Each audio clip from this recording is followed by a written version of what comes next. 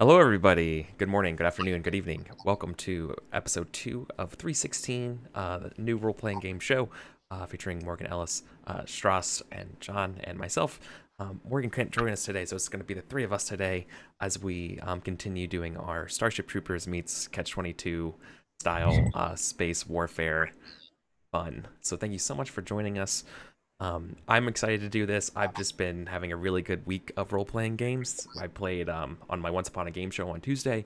We did a really amazing game of Shooting the Moon using a lot of like underwater mermaid racing politics stuff. It was a lot of fun. Wednesday, of course, is Keep on the Borderlands, where our party was captured and had to fend off and getting a knoll out of this room. And if you know anything about Torchbearer, getting the simplest tasks are super complicated and it's super fun, like in terms of just how dangerous they are, and that's what makes that game so much fun. So that was I had a lot of good times with that, and now of course I'm excited to get into this stuff. Oh, I also was Misclicks episode 1 of season 2 of Risen is now out on their D&D channel, and I was super happy to produce that stuff. So like that's going on too. So my life has been super good with role playing games. So I'm excited about that. John, what's new with you? Well, I watched your Torchbearer game, which I really enjoyed. It's going very well, I think. And that game, it's the way you've got that game set up is very entertaining as a viewer right now. I think it's cool that you're using that Darkest Dungeon aesthetic to kind of have conditions over their heads and all those little touches make it. It just adds a lot to it. So normally when I have a game on, it's sort of in the background. I'm sort of just listening to it.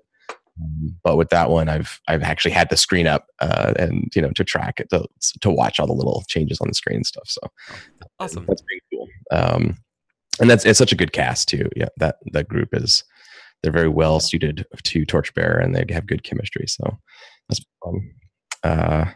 For me, I right now I'm not doing a whole lot of gaming except this. My other groups are kind of in the not on hiatus exactly, but we've just sort of like missed weeks and stuff. So,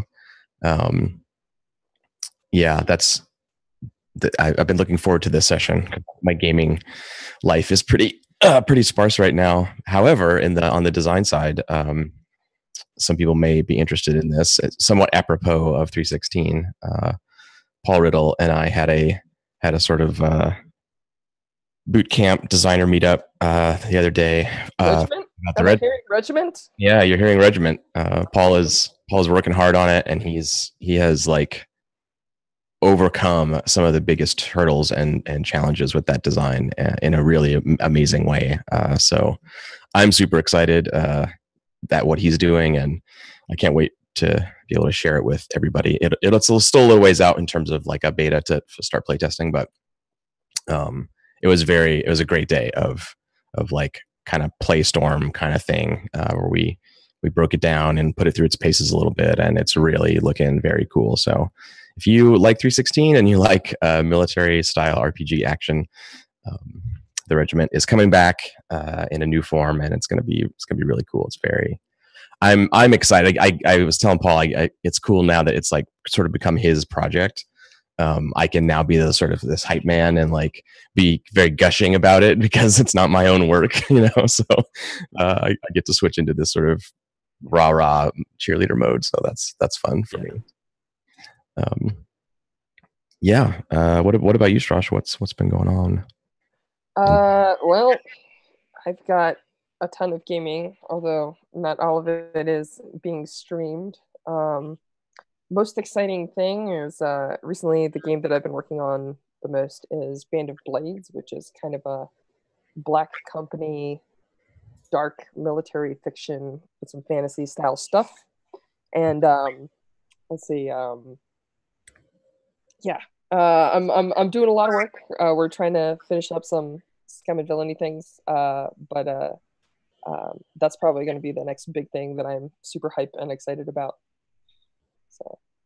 Yeah, we're all in the military RPG state right now. I mean, Torchbearer barely counts, but it's the grind, right? It's that kind of thing. So, yeah, man, I'm super psyched for Band of Blades. I gotta say, I was talking to Paul about it when we were doing regiment stuff. I was like, hey, we're in this ecosystem of design here from Apocalypse World Regiment, Night Witches, Blades, Band of Blades, back to the regiment. Like it's all just feeding it back into itself. So that's cool. Hey, the more the merrier. 2 cakes, right? That's right. Exactly. Then you have 2 cakes. Yeah. So maybe we can do a brief recap. I still like Torchbearer on the brain. I'm like, who wants to do the recap from last time for Arda? Eric, maybe you can give us a brief rundown of what happened. Sure. So previously on 316, our trio awoke on our bunks on the what would be the acronym for the Euphrates for 316? Would it be like the Terran Naval Federation, so like the TNF Euphrates, or? Yeah, that sounds good. I like okay. that. Uh-huh. Yep. Yeah, so it's like so the TNF Euphrates, with kind of a weird kind of looks around. Things aren't exactly as they should be on the Euphrates, and we proceed to the mission where we learn about a planet. My notes do not have the name of the planet though. Is it Daisy? Daisy. Mm-hmm. Okay. Yeah, this system is named after flowers, the planets. So this is easy. Good. I could not remember if that was a person's name or the planet, so that's perfect. The only other person that we've met so far is our drop ship captain, Lucille, chief pilot. Yes, the chief. Oh. Yeah. So we on this mission, we're told to return to an outpost in a valley, and basically refortify it. It's sort of an FOB. It's an operating base, and we're not really given much context of what happened there beforehand or anything like that. When we get into our ships, we're given a strange order to turn off our friend or foe beacons. Right? I forget. INF. What is it? IFF. IFF. Thank you. Identify friend or foe. Yeah. So turn off our IFF beacons and come in. We do that, and after a little bit of discussion, we break cloud cover and we see there's these large mounds of like termite style, large rocky standing stones, mounds in this valley, and there's like no one around. All of a sudden, the radar lock on our ship beacons start buttons and alarms start going off. Evasive maneuvers are had. We get hot dropped out of the ship. Over and we make our way to the base where we encounter sort of like zombified troopers. We don't do that great. We're able to hold them off and get into the base, but we're all a little worse for wear. And, particularly Goodman. Yes. I think everyone else was able to patch themselves up after the battle, but you are still a mess, yes. as you see there on your tracker. And you also took and it's because of your drugs too, because you took your combat drugs and hit the 10 on the roll.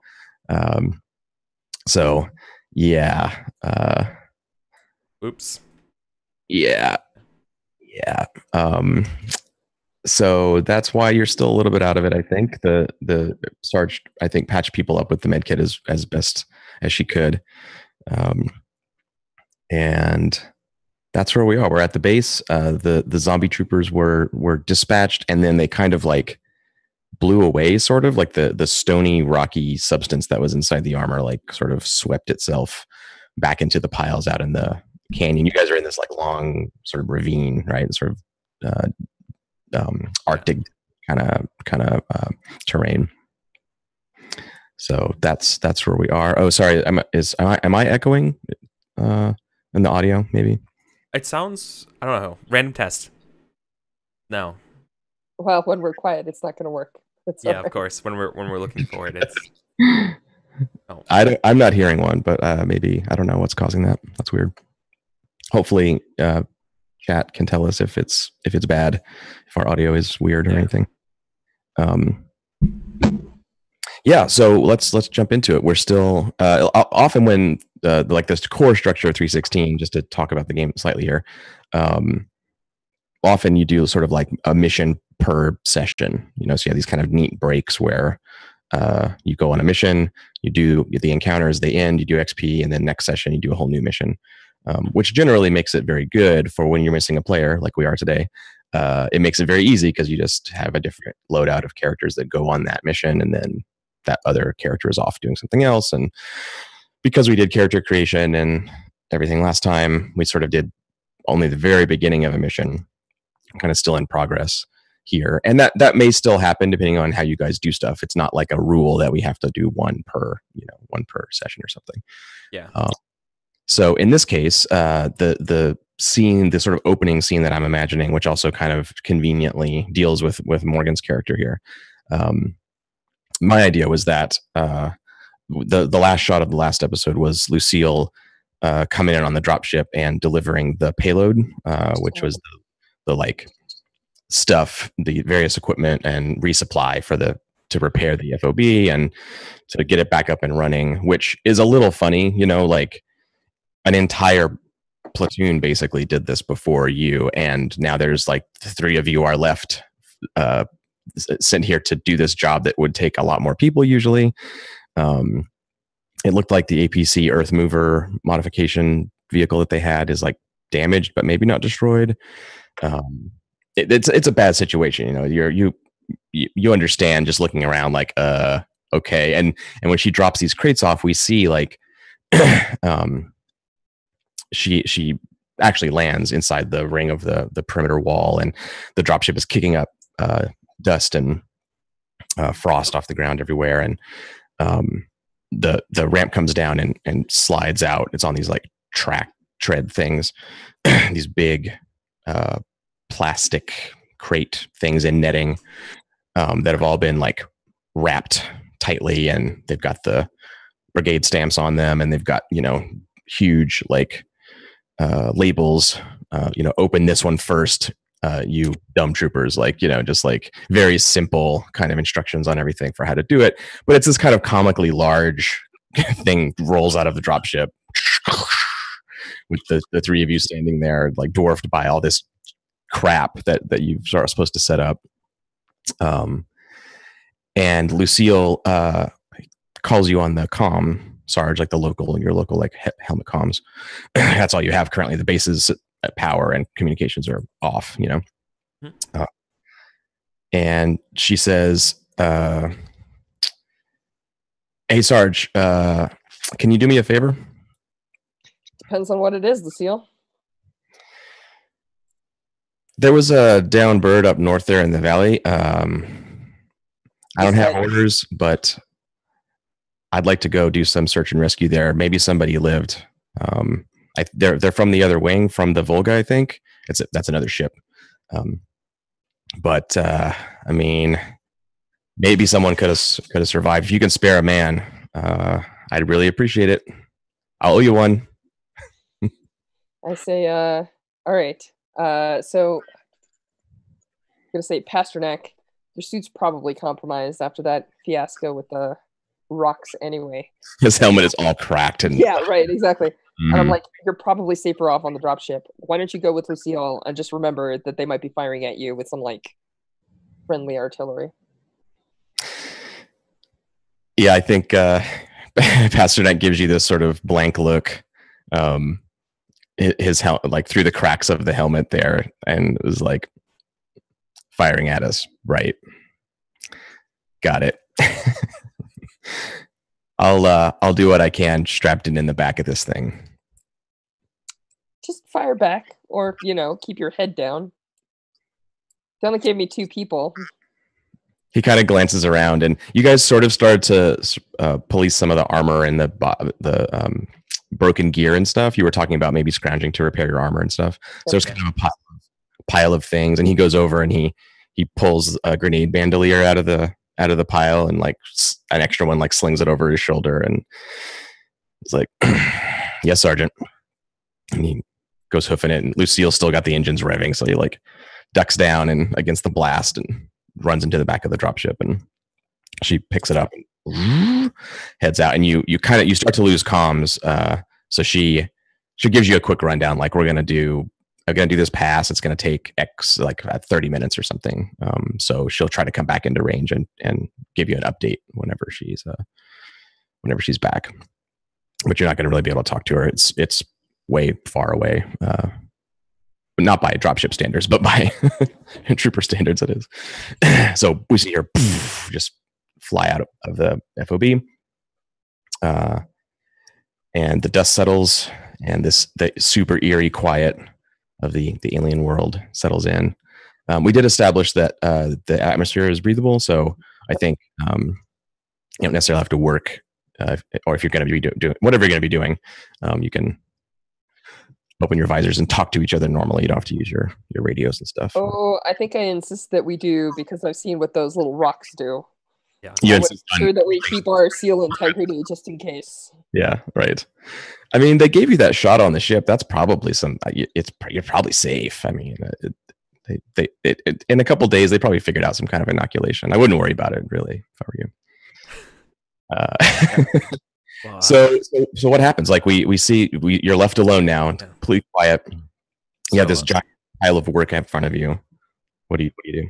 Sarge, I'm not one for shirking off manual labor here, but and I do that like little like horse click thing, and I like point over to the just like partially destroyed I guess was it like an earth mover?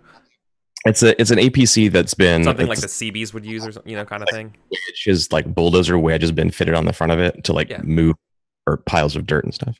Yeah. Maybe good. We should check her out. That's the plan. Step one, though, let's clean up our armor, grab whatever juice they have still left in their ejectors, and then we'll go and hit the APC. Because you use your drugs, and we have actual downed Marines here who may still have some combat drugs.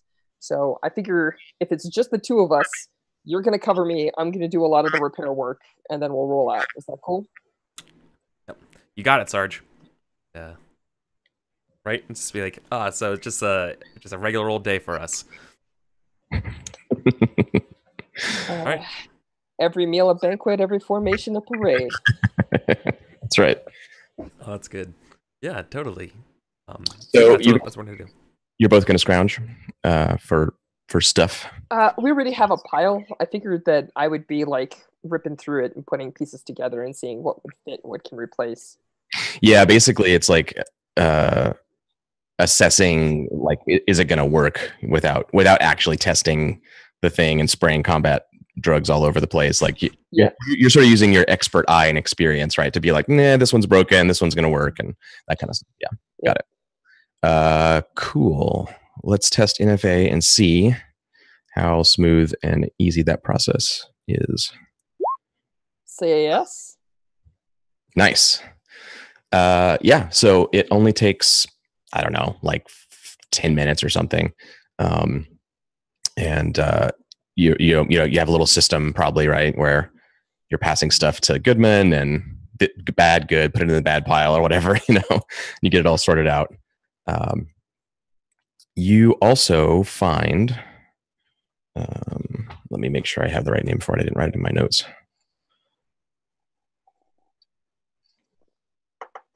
You find some weapons that haven't been wrecked that you now have access to. They're not yours. They haven't been issued to you, but you, of course, can use them. It's a power claw, right? I'm using them right now. No, sorry, Eric. I know you really want a power claw. There is a rocket pod that still has 2 shots left of unexploded ammo. And there is a flame gun. These are on page 81 of the book if you want to. Yeah, I was actually just yes. The flame gun, you succeeded with NFA here, Strash, so you can tell like it's not in really good shape. You test the little starter flame on the front and that's fine, and you look at the cabling and the fuel container and there's some cracks in it, and there's the cable's leaking slightly. It'll work. It'll definitely like throw a burst of fire. But it's not in your experience, like if you were super reckless, you might be like, whatever. But just your expert eye, you're like, I don't know about this thing. It seems a little dangerous. So that's up to you. I think we're going to take the rocket pod and I think the flamer is probably going to get left behind. If anything, I make sure that my corporal here sees what I'm doing, but I'll leave it as a little booby trap on the pile so that if the little rock monsters come over and try to reanimate the bodies, they'll get a nice burst of fire. Okay. Interesting. Oh wait, Interesting. so you're gonna like trap it? Yeah. Okay. I mean, wouldn't you? Nice. That's great. I like Yeah. it. So you set up a like a IED kind of thing Yeah. with the flamethrower, and this is a rule. I think I got this from John Tynes maybe a long time ago, but I love this technique in gaming where when that gets set off, we'll roll for your trap setting. Then Sounds great. We will do exactly the that. best. You do the best that you can right now, and then we'll find out how effective it is once Sounds super great. it gets set off. Yeah, cool. And like you said, you clearly show the corporal that you're doing this. he knows there's a booby Don't trap. walk over to the bad pile anymore. Look, like that's super great and all, but like I got Gilgamesh with me, my E-cannon. I'm okay. Gilgamesh. That's hilarious. Yeah. Okay. That's fine. Who's taking the rocket pod? Who's going to be in charge of the? Let's see. I'm running heavy machine gun right now. You're really good at medium and useless at other ranges. Is that correct? Yeah, I'm useless at anything but medium. Okay. Look, I know you're not gonna carry. I'll carry it, right? I'll carry it. Just stash it on your back for now. Exactly. We may find a use for it. Right. I feel like I don't know how. I'm probably bigger than you in terms of physical size, anyways. And it's not like I'm really my exoskeleton's basically doing it anyways too, right? If you recall, I am taller than you are. Oh, you are long and lanky. Yeah. Yes, but you're lanky. No, I think we have a deal where it's worked out. Yeah, I'll carry it. It's no big deal. It's fine, Earther. Yeah, for now it's more a question of who has it near to hand, because I think you're probably going to be like doing some work next. It sounds like. Yeah.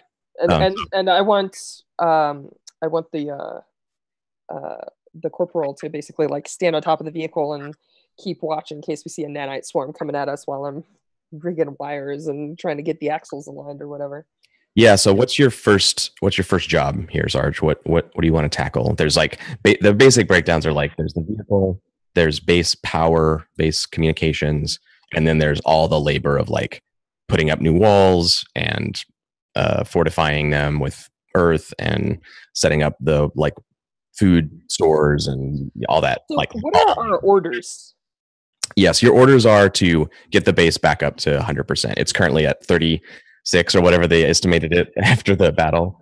Okay. They expect you to just get it all back up and running. I think protocol-wise, base power and comms are probably the first things on any list. But you're free to interpret that however you want. My gut says that base power and cons are probably what attracted the attention of the silly earth monster or the rock monsters, the nanite swarms or whatever they are. So I think that's actually going to be my last order of business, because I have a feeling that once we flip all the switches, we're going to be engaged again, right?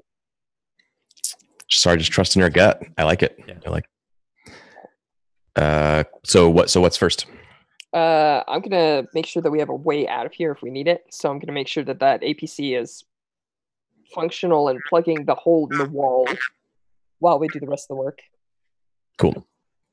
And, so, yeah, go ahead. No, it's like I probably when we cut to the part when you're like working on the machine and stuff like that, I'm sitting on top of the machine on scout duty. I'm just like sitting with the gun like on my thighs, right, just like looking around. And I'm probably like calling you and like, I wonder what's triggering them. Like referring to the swarms. Like, you think it's noise? You think it's like our heat? What do you think it is? Like, I don't expect you to know, right? I'm just kind of shooting the breeze while you're working, right? I stick my head out from like underneath the vehicle I like look up through my helmet at you, and I'm like, "What? Are you trying to find a spot in the science core or something?" I go like, "Look, they're rocks. they don't have eyes, they don't have ears. They might feel vibrations, they might feel radio waves, but it's unlikely to be heat. Yeah, I just do that like, I'm weighing that against the million other things in my head. I'm like, yeah, you're probably right. No, around. Yeah, they're just dumb rocks. They're dumb rocks that took out an entire squad and then turned them against us. Don't underestimate your enemy. It makes you lesser for it. And then I roll back under the APC. Nice. Yeah. So your initial assessment is it can be fixed. You've got a toolkit. It's going to take work to do it. There's kind of two main problems, so we can break those down. There's the transmission is broken. It's not turning where it ought to be turning. Right. So you broke the transaxle. Kind of like that. So that's just like welding job and patch kind of work. So sparks start flying from under the APC where the Sarge is working, and Edmund, you're up on scout duty. So this is NFA tests for both of you. Eric, yours is as lookout, and Josh, yours is for the first job on the axle. Oh no! Axle is shot, sir. We both fuck up. Oh, no. How did Kaylee say? Sometimes things be broke; they just can't be fixed. Yep. That's sadly that is true. You you get the thing all hooked back up and like welded, and you do the work, and then clamber inside the thing and start it up, and it makes this horrible sound, and then it's like screeching and grinding, and then the sound stops, but not in a good way. It like suddenly stops, and the whole thing is like sort of shaking on its suspension, and it starts going chun chun chun chun chun chun chun, and the engine's like smoke is pouring out of it, and then you hear this high pitched whine as your patch, and what you just added to it like fires off the bottom of the APC at 100 miles an hour and pings off a wall, and yeah, it's ripped all apart. So I think there's a moment where I'm just like, no love, Goodman. Looks like we don't have wheels. And then I like, as it's like still shaking, I like see it shaking, and then I see like the console shaking, and then I see the little dust on the console shaking, and then you see the wheels outside shaking, and I'm like, keep your eyes peeled though. Yeah, you turn and are distracted utterly by you're sitting on top of this thing. It sounds like it's going to explode, Eric. And so you like are totally distracted by it for a moment. And when the Sarge says that, you're actually looking like down. I guess maybe you get out of control, right, Sarge? No, I imagine there's like a turret, or like a yeah, you can look down into right. Look down, and that's what they're talking up to me through. Yeah. Yeah. Like, oh, yeah. I'm like holding on. Yeah. It finally jump off. Quiet. It finally goes quiet, and the pieces shatter out the side, and you turn back to go back to your scout duty, and you're like, sure that there were 4 of those mounds out in the canyon floor before, but now there's only 2. You're sure there were 4 though. They're just yeah. So I do a loud like like to not necessarily. I don't know, Young. Do I get your attention when I go Because like I feel like that is indicative of something is wrong, but I can't put my finger to it. Right? I'm like like I'm having one of those thoughts again. I'm grabbing my weapon as I'm heading out. But yeah, I mean, I was inside. I couldn't see anything. Right. Do you just have one of those? I don't know. I just got one of those strange feelings again, Sarge. And I charge up Gilgamesh, being like, you know what it's like when I get those strange feelings. And it's not, and I when we see like we hear the hum of like the revving of the E cannon charging out, it's like it's not the drugs talking.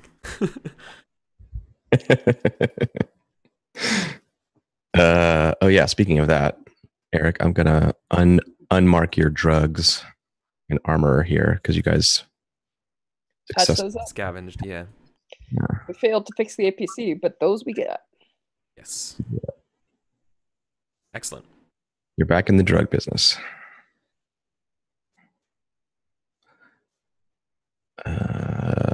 not Pasternak for now anyway. Yeah. So yeah, when you clamber up there, Sarge, you can see it's obvious right away. Like, oh, they're missing these. They're like very tall, like 30-foot high. These stone. They look like trees from the air. You know, they're kind of like these neatly conical kind of formations.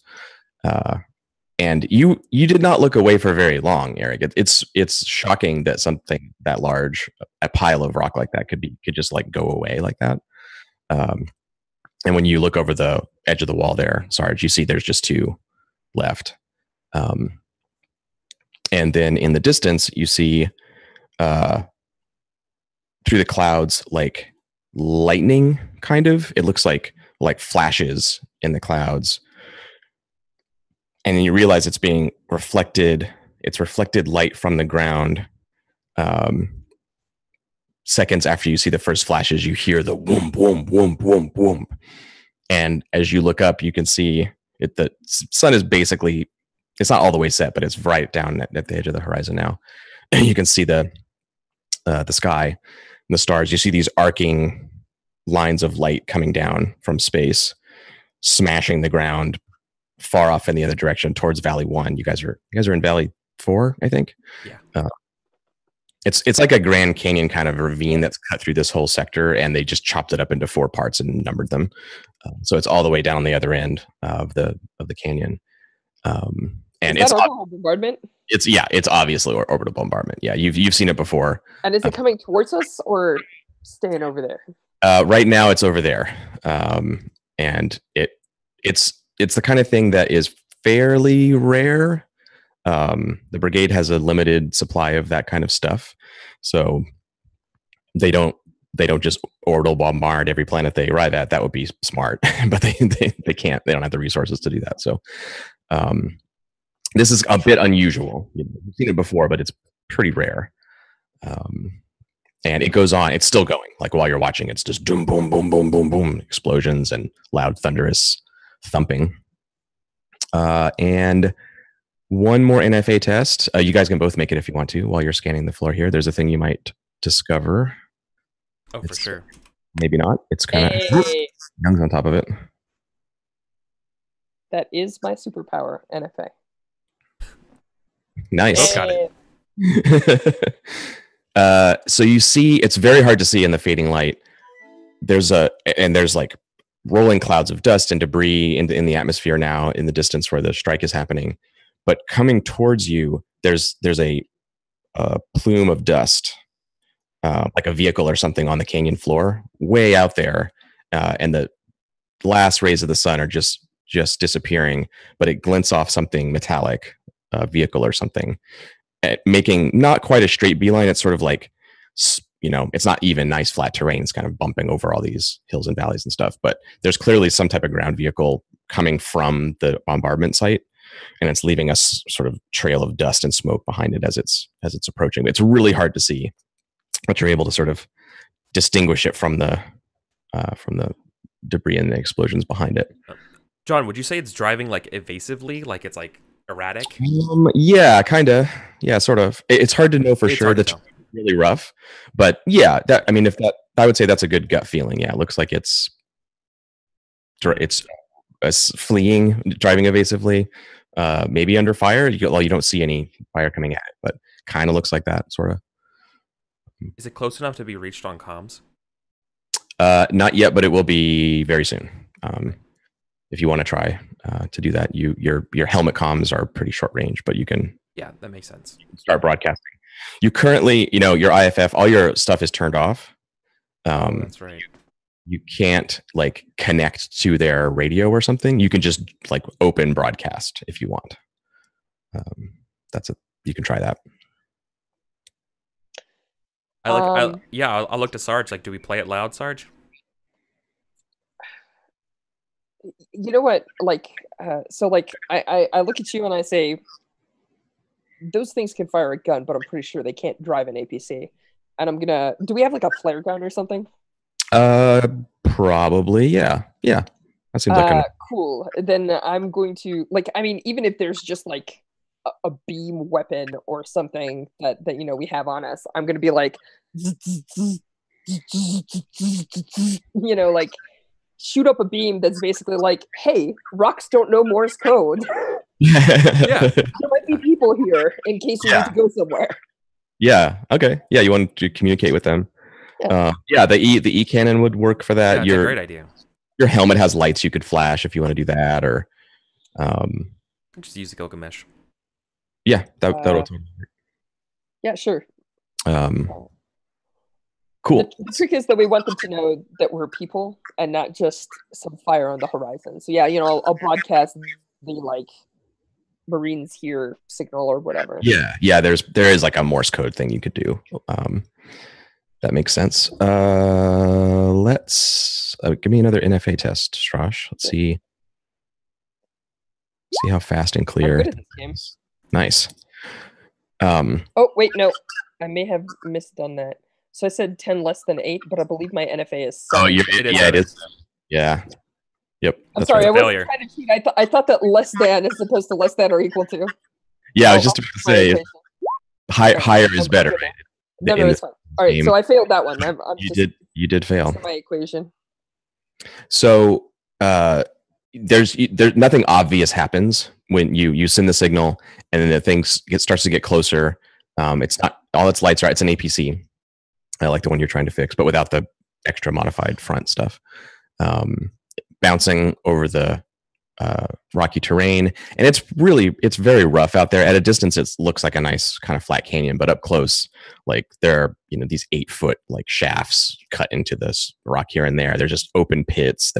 It's not the kind of thing you want to drive at full speed across, but this vehicle is. It's just going full tilt, barely. It's like sliding left and right, and debris thrown everywhere, and through the smoke behind it, you start to see these little flashes and pops, and you start to hear, now that it's closer, the orbital bombardment is still happening, but you can start to make out the sharp crack of turret machine gun on another APC, and it's behind, chasing the lead one.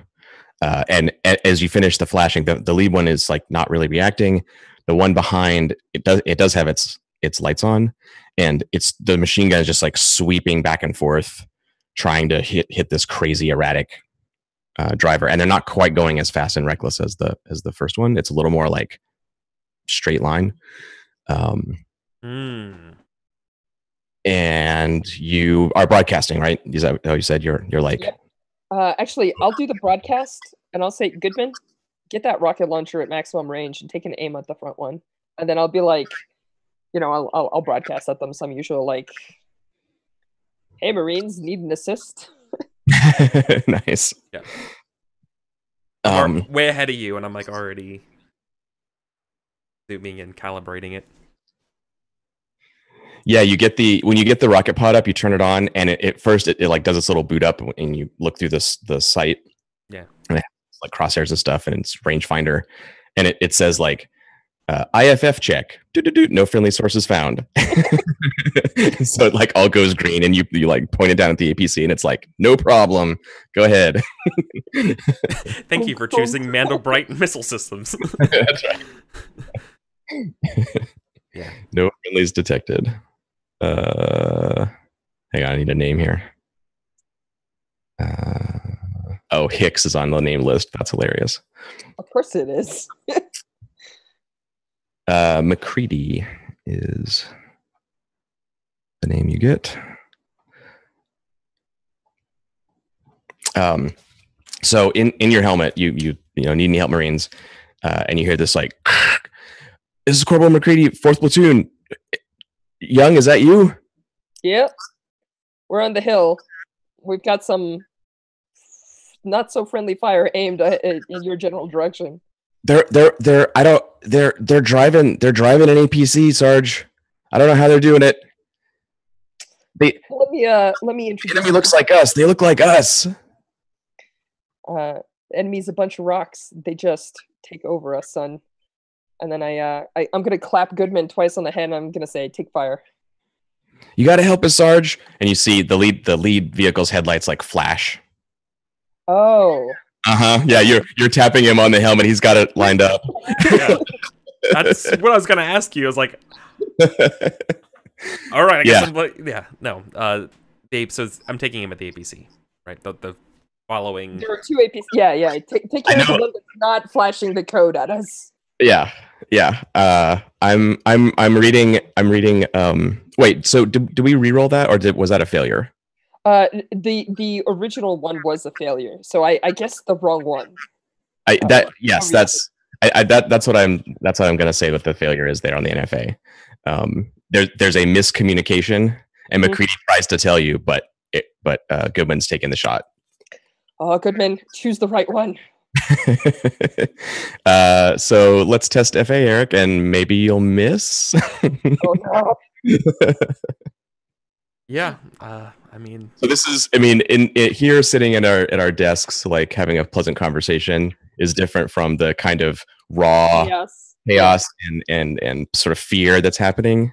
So it's that classic thing where it's the sergeant like has it figured out, and McCready is doing the right thing and signaling you, and you're taking the shot, but it all kind of happens wrong. Like the timing is off, and you're not really but I succeed with a 3. So now I'm going to roll for the vehicle.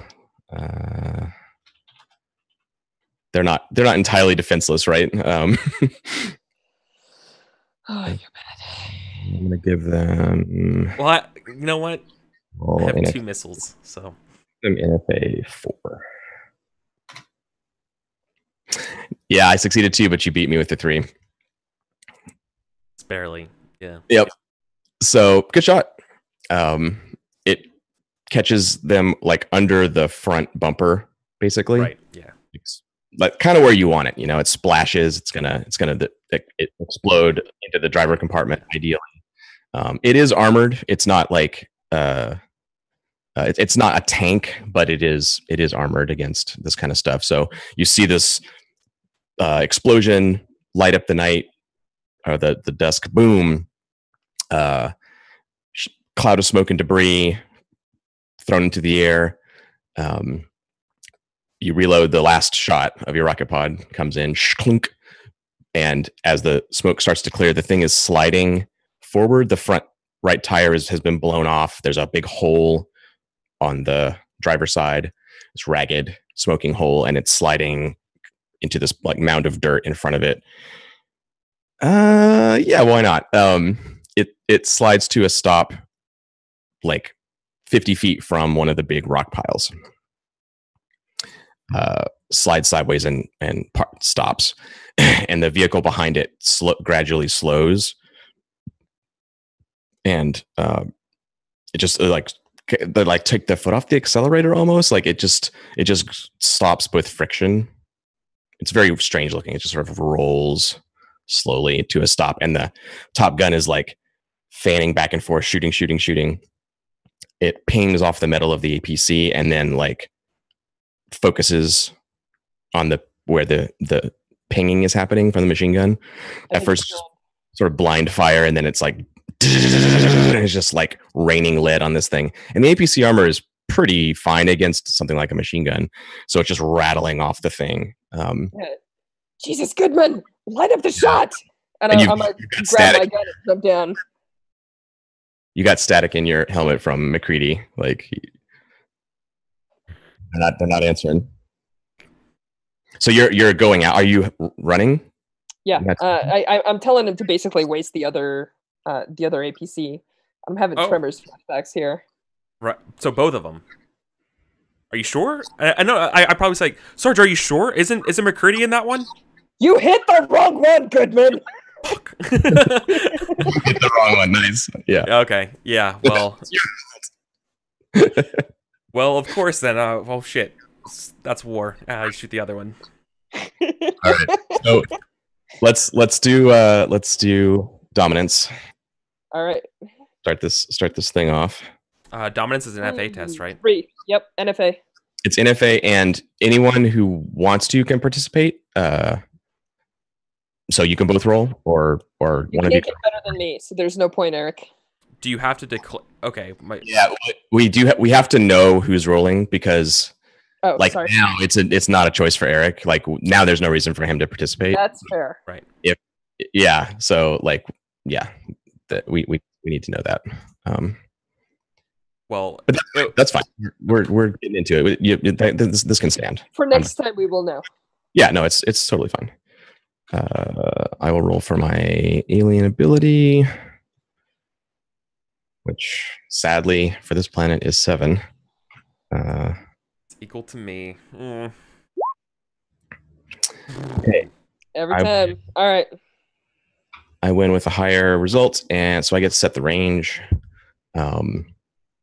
Now, in this case, like fiction-wise, what I'm hearing is that Goodman is basically staying on the wall, and Sarge, you're rushing in.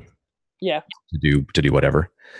In my mind, in my conception of this battle, yeah. I'm assuming that Goodman is going to fire the missiles and take out the secondary APC, and I'm going to close to check for survivors on the downed one.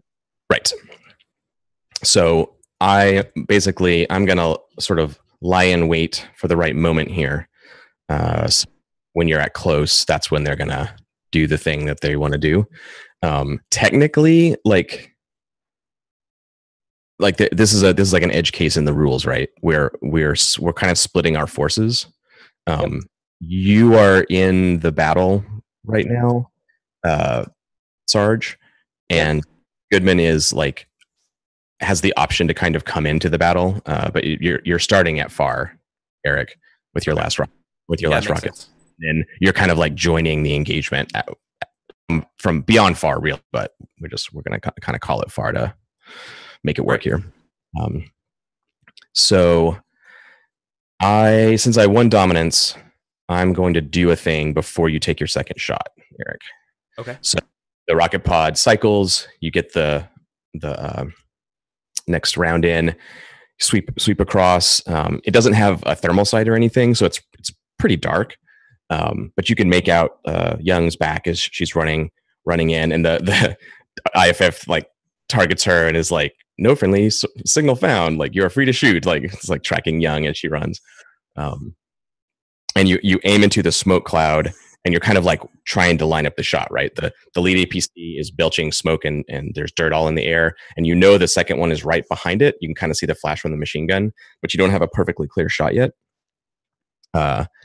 So we see you kind of waiting to take the shot, and then we cut to the sergeant from the reverse shot inside the smoke. We see Young jump through, the smoke passes across your helmet, and you hear the from the machine gun, bang, bang, bang, bang, bang, bang, bang, bang, bang. What's your first objective when you're coming in here, Sarge? What do we see you do first? Are you engaging the second vehicle, or are you going to the? No, actually, I think I'm gonna take cover for the moment until the rocket hits the second vehicle, because single Marine versus APC is suicide. Yeah, seriously. I'm waiting for that thing to basically crack open and stop shooting before I go in. Nice. So you pull back and take cover on the far side of the downed APC. Inside you hear thumping around, somebody was moving, maybe a couple of people. Someone's kind of moaning, and there's something clatters to the floor of the APC, and there's general stuff happening inside there. And so we see you tied on Young's helmet, waiting for the right moment, waiting for the explosion, and then over your shoulder, the rock pile isn't this nice, neat, conical thing in the dying light of the sun there. There's a section missing from the rock pile. The camera sees that over your shoulder. Yeah. So just as you're ready to go, you feel a pressure, like a wall of air hits you in the back, and just as you whirl around, this tendril, rocky tentacle thing, is swarming you. It's enveloping you, coming right at you. So we will start there. So I'm attacking, obviously. Eric, you're shooting, I assume. Absolutely. What's your action for this round, Sarge? Are you fighting or doing something else? So the last time somebody got swarmed and attempt to be invaded, I did a thing where I cracked open a battery pack and just basically like burned the thing off.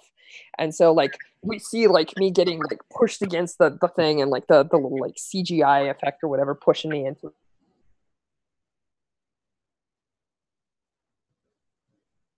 I do is eject like a battery cartridge and do the same thing. Right. Sorry, you're hiccup there for a second, Strash. What? Ruh-roh. Say again.